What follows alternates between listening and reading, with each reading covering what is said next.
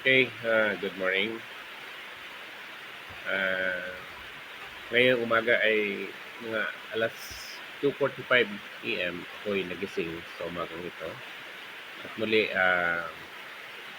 sorry po sa mga nakaraan, hindi ako nakapagbigay ng dahil po sa aking work, sa aking trabaho. Ah, Isa pong pagpapala ko na muli ako kapanayam ko kayo sa usaping ito. Nung nakaraang Sunday ay medyo durog na durog talaga ako sa mensahe ng Panginoon. Ako'y nagugulumihanan kasi kahit na po tayo ay matagal na po tayo sa pananampalataya, ngunit kapag po ang banal na Espiritu po ang mangusap sa atin, ah, ano po tayo, yuko po tayo doon. Alam niyo po, karamihan sa mga ngaral ng salita ng Diyos, alam ko, ganun din ang mga nararamdaman nila. May mga sitwasyon na sila ay nagkakaroon ng mga pag-iisip regarding po sa mga gagawin nila. Pero kung sa pag-iisipan lang na itanong natin sa Panginoon, tama ba itong ginagawa natin? At buong puso natin tanggapin na meron tayong kapakumbabaan sa sarili natin. Uh, Yan lang naman po ang kailangan natin yung sumunod sa kalooban ng Panginoong Diyos. Alam ko po na marami pong mga struggle dito. Yung mga kapatiran natin, lalong-lalo na yung mga nagtuturo din po ng salita ng Diyos. Hindi po sila perfecto. Mayroon din po silang mga tinatawag na mga pagkakamali. Pagkakamali sa pagtuturo, pagkakamali din doon sa mga sinasabi nila. Yan po ay isang pag-amin na tayo po ay nasa katawan pang ito hindi po tayo perfecto. Kaya sana matutunan po natin ang buhay natin, ilagak natin sa Panginoong Diyos. Huwag po tayong akusa sa mga kapwa natin tao. Kasi ang Diyos lamang po ang pwedeng maghumatol po sa atin. Gaya po ng naging karanasan ni Apostol Pablo sa mga taga-Korento. Ang mga taga-Korento po ay napakayaman nila. At saka mga taong pinagpapala ng Diyos. Kaya kung nakita niyo po ang Church of Corinth, diyan po sumulat si Apostol Pablo ng medyo mabigat. Pero ganun pa man nandoon ang kapakumbabaan ni Apostol Pablo sa kanila. Sana yun ang magaya natin ng mga nangangaral ng salita ng Diyos, na magkaroon po tayo ng respeto sa kapwa natin. Kahit hindi po natin sila kasama sa pananampalataya, magkaroon po tayo ng respeto sa kanila. Kasi hindi mo alam, ang Espiritu Santo ay nangungusap sa kanila rin. At gayon din sa iyo. Kaya kailangan po natin ang respeto sa isa't isa. Mga mga mga kaparian, mga ministro, mga pastor ng mga born again, mga pastor ng mga protestante. Ang hiling ko lang po ay magkaroon tayo ng respeto sa isa't isa. Kasi ang respeto po, hindi po yan nakukuha ng isang bagay na basta mo na lang makukuha. Yan po ay pinaghihirapan ng isang tao. At yan sa katulong po natin ng Banal na Espiritu. Sabi nga po ng isang sikat na, respect is not something to be asked, but to gain due to our good relationship to God and good reputation. Yan po ang respeto na nakukuha natin Kusa po itong binibigay sa atin kung tayo po ay nagiging ah, kagamit-gamit at nagiging kagalang-galang sa mga tao. Tulad po ng sinabi ko kanina, si Apostol Pablo inahirapan doon sa mga taga-Corinth. Ah, Yan po ang sinasabi niya doon sa kung babasahin niyo po ng buong buo ang ah, 1 Corinthians chapter 4 verse 1 hanggang doon po sa napakaganda po. Hanggang the last verse po, napakaganda po ng mga sinasabi rito. Sana ma-adapt po natin ito na matutunan po natin na makilala natin. Pero hindi yan po ang topic natin sa umagang ito. Ang topic natin sa umagang ito ay yung paano ba tayo lumakad na bilang isang mga taong naliwanagan na o taong nakakilala na sa Panginoon. Paano ba natin dapat tayo lumakad o gawin natin ang mga bagay na ayon sa kalooban ng Diyos.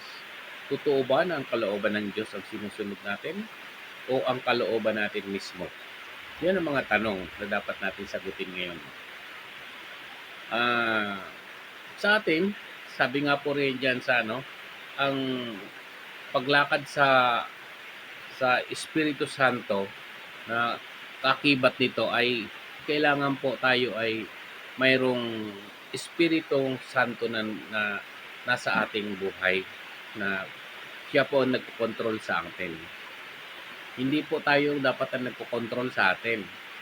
Dapat ibigay natin ang ating buhay, ang ating buong katawan, buong pag-iisip, na kontrolin tayo ng Espiritu Santo sa atin. Kasi kung tayo ang magkokontrol, maling-mali po yon. Wala po sa atin yon ang Holy Spirit ng Panginoong Diyos. Dapat tayo ang kontrolin niya, hindi tayo ang makontrol sa Kanya. Karamihan po na nangyayari, ang mga tao po na nangangaral ng salita ng Diyos, kapag po siya nakaramdam ng parang wala na siyang saysay o wala na siyang kwenta sa grupo, dito na po pumapasok ang kalaban na kung ano-ano ang mga nasa isipan niya. Yung po ay hindi pag-control ng Holy Spirit sa atin, kundi mismo tayo ang nagko-control na nagdadala sa ating buhay. Huwag po kayong magalit kasi yan po ang katotohanan. Yan po ang totoo na nangyayari sa atin. Kaya tayong lahat ng mga nakakilala sa Panginoong Jesucristo, maggalangan po tayo. Respeto ang kailangan sa isa't isa. Upang sa ganon, matupad natin ang kalooban ng Diyos sa buhay natin. Alam niyo po, on the spot po ako pag nagsasalita ako, dire-diretso po, wala po akong tinitingnan dito kung ano po ang nasa puso ko, nasa damdamin ko, yun po ang sinasabi ko. Kasi bago po ako magsalita ay nangungusap po ako sa Panginoong Diyos kung ano po ang sasabihin ko. Ito po ay isang nais ng Panginoon sa atin na tayo ay tuparin natin ang kalooban ng Panginoong Jesucristo sa buhay natin. Kasi yan po yung binigay sa ating mandato na gaya po ng sinasabi niya doon sa Matthew chapter 28 verse 19 hanggang 20, verse 18, 19 hanggang 20. Yan po ang inatasan po tayo niyan. Command po yan. Kung inyo pong natatandaan ang mga command po ng nakapaloob sa dapat nating natunan yung mga 2,786 na mga command ng Panginoon sa atin. At dapat po matutunan natin na sumunod doon sa mga command na yun. Isa sa command sa atin yung ang mga nakakilala sa Panginoon, dapat i-guide po natin, maging mabuting pastol po tayo.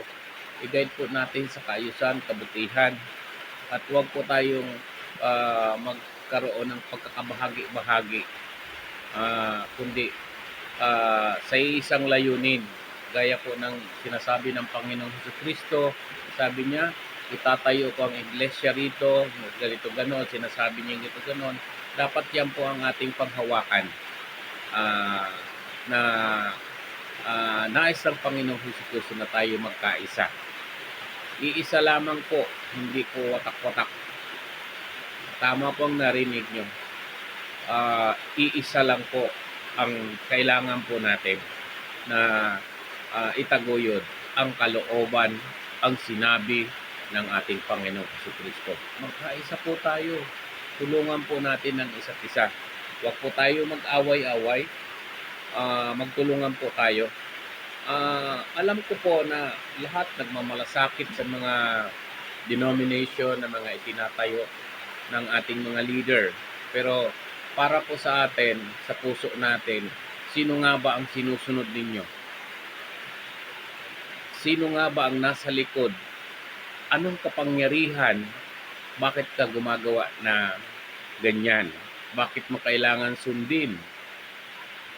Natural, ang kapangyarihan mula sa ating Panginoong Jesucristo. Walang sino man na maglilid sa inyo na ganito ang gawin nyo. Kundi, iisa lamang po, sundin natin ang kalooban ng Panginoong Jesucristo sa ating buhay. Lahat naman po. Huwag po tayong manangan doon sa ating sariling pagkaunawa. At kung mayroong mga katanungan tayo, nandiyan po ang libro, nandiyan po ang banal na kasulatan. Magbasa lang po tayo. At yak, maunawaan, maintindihan natin. Ang paglakad po sa Espiritu Santo ay nagpapaubaya po ito ng tunay na pagsunod sa Kanya. Kailangan lang po natin tuklasin, alamin. At tumpak, hindi po kayo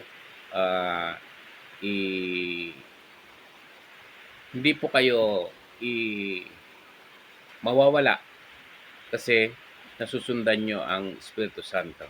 Maliban na lang kung kayo po ay hindi sumusunod sa kalooban niya. Wala namang pong ibang utos sa atin eh. Kundi ang sabi doon sa mga apostol na kanyang bago siya umakyat papunta sa Ama, bautismuhan niyo sila sa pangalan ng Anak, ng Espiritu Santo, ng Anak, ng Espiritu Santo. Diba? Yan po ang ibinili niya sa atin. At turuan sila.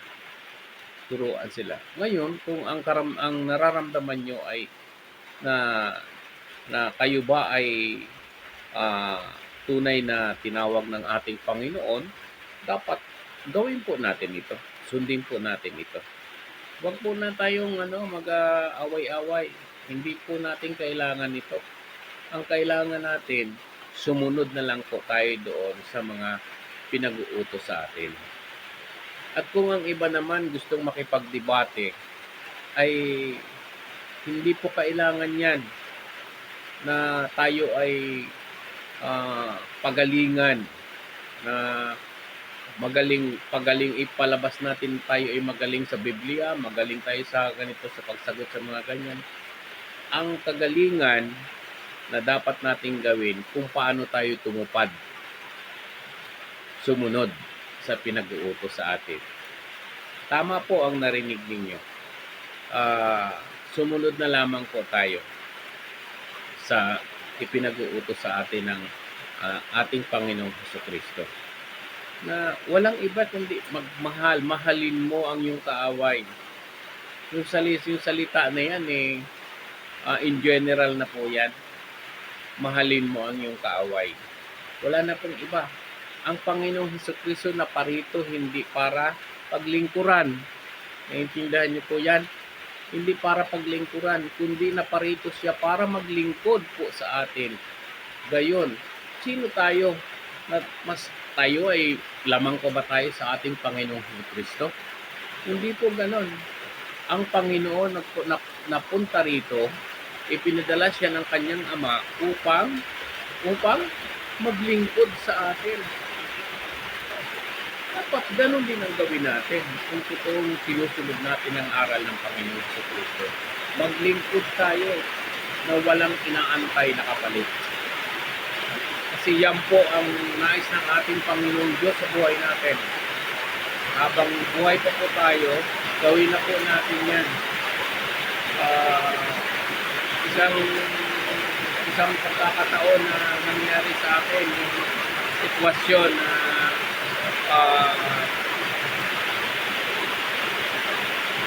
yung tao na humihingi sa'yo ng ah, sabi siya na ah, may mga sinasabi na ito pa rin. Tapos hindi mo inintindi siya at kinagabihan siya ay nagpatiwakal. Yun na yung opportunity sana na tayo ay maglingkod at i-share natin sa kanya. Sana hindi niya na sinayang ang buhay niya. Ramdam niyo po ba yan, yung mga bagay na yan? Nangyari na po ba yan sa buhay ninyo? Isa pong dagok sa atin yan bilang isang mga mananampalataya na tayo ay inihanda para mag-share ng gospel ng kanyang salita upang sa ganun hindi nasayang ang buhay niya. Mamatay man siya, tiyak na siya ay ligtas dahil sa nakakilala siya sa Panginoon Diyos. Wala nang ibang layunin, mga kapatid. Hindi matuto tayong ipakilala natin ang kalooban ng ating Panginoong Jesucristo, ang ating Diyos, kung paano siya sumunod ng tapat sa kanyang Ama. Gayon din naman tayo na nakilala na naturuan niya bilang mga Kristiyano po. At sinabing Kristiyano, tagasunod po tayo ng ating Panginoong Jesucristo. Huwag na po tayong magdebate kung sila ay ganito ang denomination nila. Isipin mo na lamang, isipin na lang po natin na yung sinasabi ng Panginoong Jesucristo, mahalin mo ang iyong kaaway. Yun, mahalin mo ang iyong kaaway. Igalang mo, irespeto mo ang iyong kapwa. Wala nang iba po. Kasi kung titingnan nyo, ang 10 utos na ibinigay po sa atin kay Moises, ibinigay po kay Moises yon dahil sa katigasan ng ulo ng mga tao noong panahon. Ngayon po ba, mas lalong matigas pa ang ulo ng mga tao? Hindi po ba sapat ang mga aral na ibinigay ng ating Panginoong Jesucristo sa atin? Ang ng mga apostol, ang mga tinatawag nating santo? Opo, huwag na po tayong magadahilan doon. Minsan nagkakaroon ng problema dahil nagtatalo-talo tayo. Nagtatalo-talo tayo kung santo ba ito o ito ba ay banal, ito ba ay ano. Huwag po, respect po natin, igalang po natin. Kasi lahat po yan, may mga basihan sila sa sinasabi nila. Kung ano ang sinasabi nila, may mga basihan sila. At kung ang mga basihan na yon ay nakalagak din naman at nakasulat sa Bible, kung ano ang interpretasyon nila, igalang at respeto natin sila. Saan ba tayo pwedeng magtagpo? Saan ba tayo pwedeng magkita? At saan ba tayo pwedeng mag-usap para pag-usapan natin kung paano natin isa sa katuparan ang nais ng Panginoong Jesucristo sa ating buhay? Tama po ba? Tama po. Kaya tayo mga kapatid, lumakad po tayo sa banal na Espiritu. Siguro kailangan po nating maintindihan, maunawaan na ang Espiritu Santo dapat ang mag-lead sa atin. Hindi po ang ating mga sarili. Kapag sinasabi po natin na gagawin ko ito, ikaw yan. Hindi ang Espiritu Santo. Kailangan ilagak po na natin sa Panginoon sa ating banal na Espiritu ang gagawin natin bago po natin gawin. Makuha niyo po, parang katulad po yan ng halimbawa ikaw ay driver ka, hindi ikaw magdadrive ng kotse mo. Ang Espiritu Santo ang mag-drive sa iyo. Gagamitin ka lang. Oo, ikaw ang humahawak ng manibela, pero yung damdamin mo, yung puso mo, yung buong pagkatao mo ay inilagak mo sa Kanya. Pinaubaya mo sa Kanya. Ganun po yun. bilang tayo mga lingkod ng Panginoon, sumunod po tayo doon. Opo, hindi, sabi nga nila, kailangan po ba natin ng mga yung tinatawag nating outline? Opo, kailangan din natin ng mga outline. Pero impronto, sa ganitong pag-uusap, kailangan po natin sabihin kung ano ang nasa damdamin natin. Yan po ang aking mensahe po sa umagang ito. Ito po si Kuya Dan, ang Spiritual Advisor Vlog TV po. Uli po, ako nagsasabi po sa inyo na magandang umaga and God bless us all. Ay, shoutout nga pala sa mga kaibigan ko dyan sa El Nido, mga kamag-anak ko dyan, mga Drio family sa El Nido, sa lahat ng barangay dyan. May mga pamilya po ng Drio dyan, lalo na sa Laguna, sa Bacon, Sorsogon, sa Sorsogon, sa Samar, sa Irusin, Castilla, sa Gubat. Yan pong mga nabanggit ng lugar na yan kung saan nananahan ang aking mga relatives. Mga Drio family, kumusta po kayo? God bless po sa inyong lahat. At kumusta ko rin po dyan ang aking kaibigan. Best friend ko mula nung high school kami. Alam ko na makikita mo itong mga vlogger ko, itong mga ang aking kaibigan si Johnny Encinares. Both parehas na kaming matanda na. Kaya ito, kinukumusta kita. At lahat ng mga classmate ko na nakakilala sa akin yun, Sorsogon National High School. Kumusta kayo? And then, shout out din sa aking professor, si Professor Manyakop. Alam ko, hindi ka nagpaparamdam. At saka sa professor aking naging kasama. Kay Reverend De Los Santos, kay Donnie De Los Santos, shout out din. At sa lahat po ng aking mga kaibigan riyan sa Antipolo, Rizal. At sa aking mga kasama sa aking association sa mga pastoral, si Dr. Arindain, kumusta po kayo? At saka si Reverend Kendrix Dulay, at saka si Sis Abby Dulay, kumusta po kayo? God bless po sa inyo sa walang sawang paglilingkod sa Panginoon. Tayo po ay patuloy po na maglingkod sa ating Panginoon Diyos. Alam ko po na kayo ay lagi pong nandyan para po gabayan po ang lahat ng mga pastor. Natututo po sa salamat sa inyo. And then sa aking mga kaibigan, sa mga kasama ko dyan sa legislative, si Sir Jerome, si Ma'am Ami, sila Mambing Kalugtong, saka si ang aming pinakamagandang secretary ng legislative, Ma'am Divine, good morning po. At saka si Ma'am Colette Bago, aking pupunan ng aking merienda. At sa lahat po dyan, si Sergio Dabuet sa PIO executive, at sa lahat po ng departamento ng LGU ng Busuanga. God bless po sa inyo.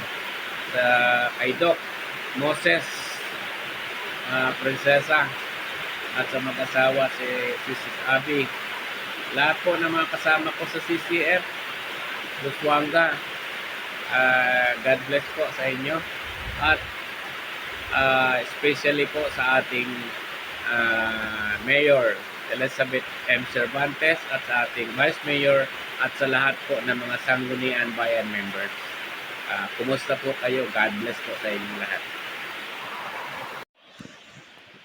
Super lakas ng ulan kanina. Grabe ang lakas ng ulan. Halos hindi narinig yung boses ko. Sumabay din ang ulan sa lakas ng ulan. Halos di na marinig ang mga sinasabi ko. Pero ganun pa man, maayos naman na narinig naman kahit paano, kahit konti. So, yan po. So, may padating pa rin na bagyo. Sunod-sunod na ang bagyo na dumarating. Buong maghapon, 24 hours, napakalakas ng ulan.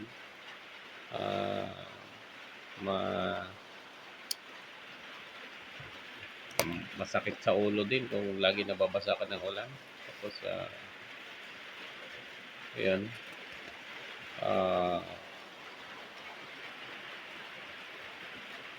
Hindi na ako makatulog. Ang hirap ng sitwasyon pag nagising ka na.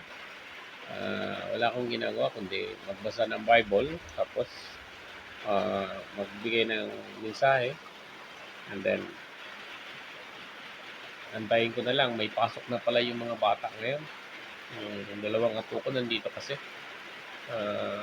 Hindi ko sa amin. Kaya yan, prepare na para mamaya siguro. Baka may pasok na rin. Kung wala, di mas maganda. Kaya ito na ngayon. Balik tayo sa dating natin. Kaya God bless po sa lahat. Sa lahat. Magpakasipag po tayo sa ating ginagawa. Huwag po natin sayangin ang pagkakataon. Habang may lakas po tayo, tayo po ay maglingkod sa Panginoon. Alalahanin po natin na kapag wala na po tayong binawi na po sa atin ang buhay, tapos na po yun. Ang misyon natin, tapos na rin ang binibigay sa atin ng pagkakataon na gawin natin ang nararapat para sa Panginoong Jesucristo. Tama na po, sobra na po yung mga ibinigay sa atin na panahon, yung kabataan natin. Ngayon panahon naman para ibigay po natin ang buong-buo yung panahon natin sa Kanya. Sa loob pa ng mahabang panahon, puro na lang kayo trabaho. Trabaho ng trabaho. Halata nyo ba? 36, 27 years na nagtatrabaho. Yun na yun ang routine ng buhay natin. Wala na tayong ginawa kundi magtrabaho. At wala na tayo ng pagkakataon din na maglingkod. Pagkakataon natin na tayo ay gamitin ng Panginoong Diyos para sa Kanyang ubasan, maglingkod tayo. Napakasimple lamang po yun eh. Ang gagawin natin kung kayo ay nag-opisina, pakita nyo sa Panginoon na kayo ay may Diyos. Hindi mo na po pinag-uusapan dito kung kayo po ay Catholic o kayo ay Protestant o kayo ay hindi mo pinag-uusapan dito yan. Ang kailangan dito, paano mo ba siya mapaglilingkuran sa pamamagitan ng buhay mo? Yun po. Sana maintindihan at maunawaan po natin na iisa lang po ang pupuntahan natin. Babalik po tayo sa ating pinaka-master. At ang master na po na yan ay walang iba kundi ang Diyos na buhay.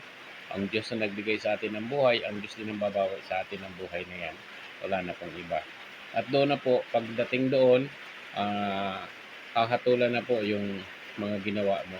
Yung lihim, saka yung hayag, malalaman na, doon mo na malalaman pag tinanong ka na kung yun. Pero ngayong buhay ka pa, hindi mo talaga bigyan mo ng pagkakataon na habang buhay ka pa, may pagkakataon pang baguhin ang buhay mo. Mayroon pa po, malaki pa ang pagkakataon na baguhin ang buhay mo. Kung anong mga mali mong ginawa, may pagkakataon kang ituwid po yan. Ikaw mismo makapagtutuwid niyan, hindi pang ibang tao. Ikaw mismo. Alam mo kung anong ginawa mo. Alam mo kung ano yung kasalanan mo. Ikaw mismo. Kapag hindi mo ginawa yan, pag binawian ka ng Panginoong Diyos, baka di mo kayanin. Kaya habang may pagkakataon pa, gawin po natin. Gawin po natin. Nakikiusap ako sa iyo bilang isang mananampalataya sa Panginoong Hesukristo, magbago na po tayo. Gawin po natin. Ako di po ako nag nagkukulang at di rin po ako nag-ano na sa aking pananampalataya na yung taong pinagpipray ko, ah, naniniwala pa ako na siya ay hihipuin ng Diyos at babaguhin siya ng Diyos. Yun po ang paniniwala ko. Hindi man kita kayang baguhin na nagawin, pero ang Diyos very powerful po. Babaguhin ka ng Panginoon. Tandaan po 'yan, tandaan po 'yan. Hindi kita huhusgahan. Wala akong karapatang husgahan ka sa ginagawa mo. Pero nakikita po ng Diyos 'yan, ang ginagawa mo. Mismo, ikaw, alam mo 'yan. Kaya kung may pagkakataon pa, kapatid, mahal ko kayo, baguhin na natin ang buhay natin. God bless us all.